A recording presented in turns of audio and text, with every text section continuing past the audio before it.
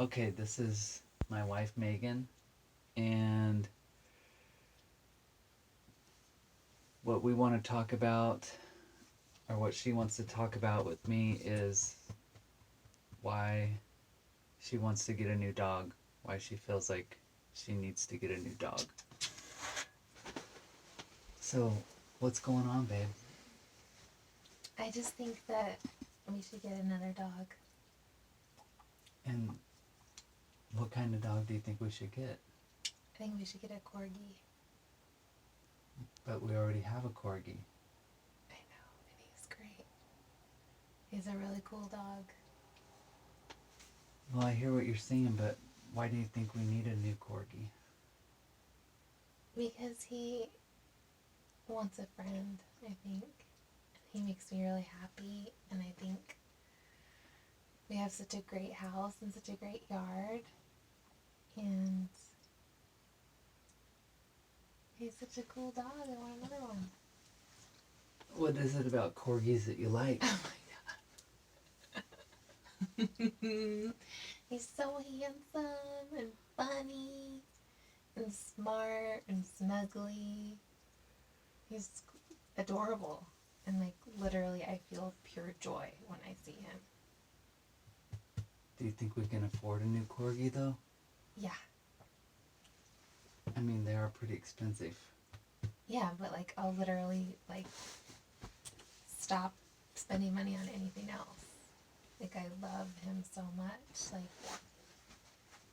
I would get rid of any other expense that you wanted to. Because I think we might have to compromise on that a little bit. That's totally fine.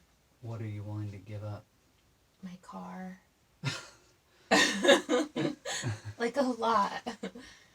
I mean, but realistically. I mean, I don't really have a lot of bills. Like my only bills are like Hulu and like my phone and like rent and stuff. I mean, I could get rid of like the full circle like grocery delivery thing. I could get rid of Hulu and I could stop shopping online at Old Navy. Okay, so let me get this straight. You want a new corgi, and you're willing to give up a lot of stuff. Yes. Yeah. Pepper. Ooh, this dog. Ooh, this dog right here. And you'll be able to take care of him? Yeah. It's basically my favorite thing to do. What would you name your corgi? Well, we have Sergeant Pepper, and I want to have many more corgis in our lives, but I want them all to be named after Beatles songs. So I think the next one should be Penny Lane. Okay. A little girl one. Huh. Okay, so do you feel like this is the most pressing issue in our life right now? Absolutely. I felt this way for a while, and I didn't know how to bring it up to you. So thank you for asking me. Do you feel like this would improve our relationship? Absolutely. I'm serious though. I'm serious. How would this improve our relationship? I literally cannot think of another thing in my life that makes me as happy as this dog makes me.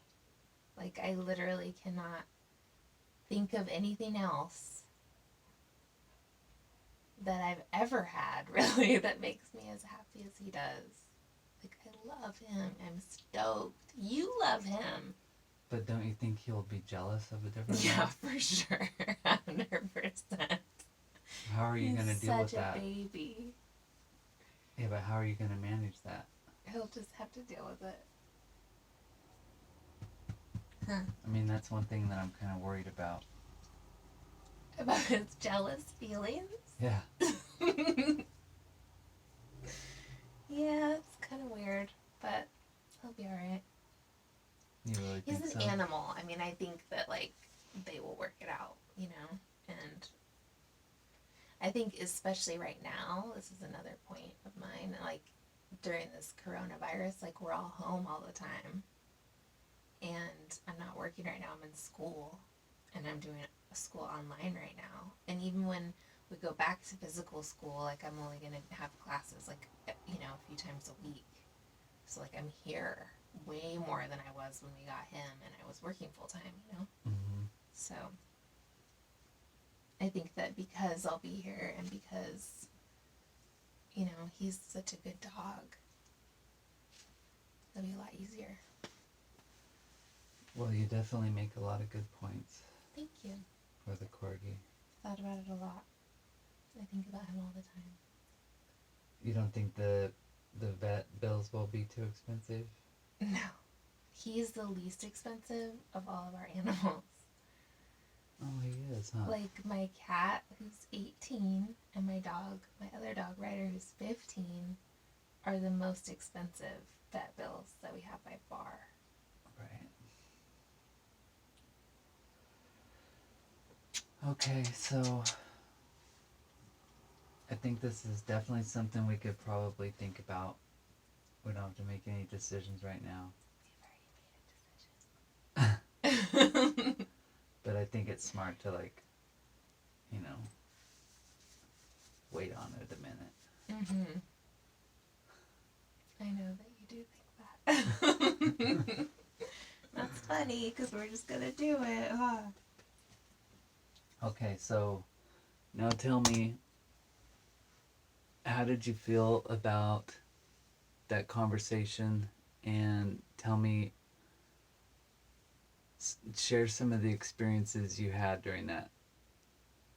Did you feel like you were being heard and understood? Mm-hmm. Yeah, I definitely felt like you were listening and asking really good questions. And I feel like you were really open to receiving what I had to say. It didn't feel like you had your mind already made up, like you were with me, I felt like. And I could tell you were really interested in what I was saying. Do you feel like that all the time? No. I really felt like you were listening to me. Okay. Okay. Yeah, that was interesting. I like being the listener. I think it's easier to listen when, like, I'm here listening to you, Mm-hmm. and I'm not distracted by, like, the TV Yeah. or Your phone. or my phone, or I'm not trying to read Mm-hmm. something. Mm-hmm. And so I think that's a lot easier to Mm-hmm. talk. Maybe when we talk, we should come up here where it's nice and quiet and there's, like, no distractions at all. Mm-hmm. And come to, like, a place that's just away from everything. Mm-hmm. Like a little private space like this. I like that. Mm-hmm. I thought it was a lot easier up here. The challenge for me communicating is, like, when we're downstairs and there's, like, the TV and my phone's right there, and, you know, and your phone too. I think phones are a big distraction. But here it seemed a lot easier.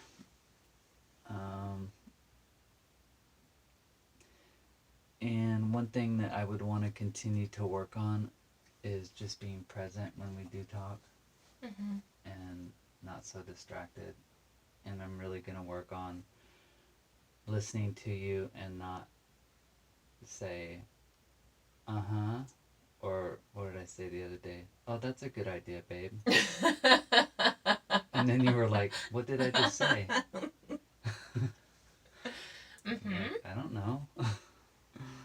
But yeah, so that's a good video. Thanks. You're welcome. And that's Sergeant Pepper.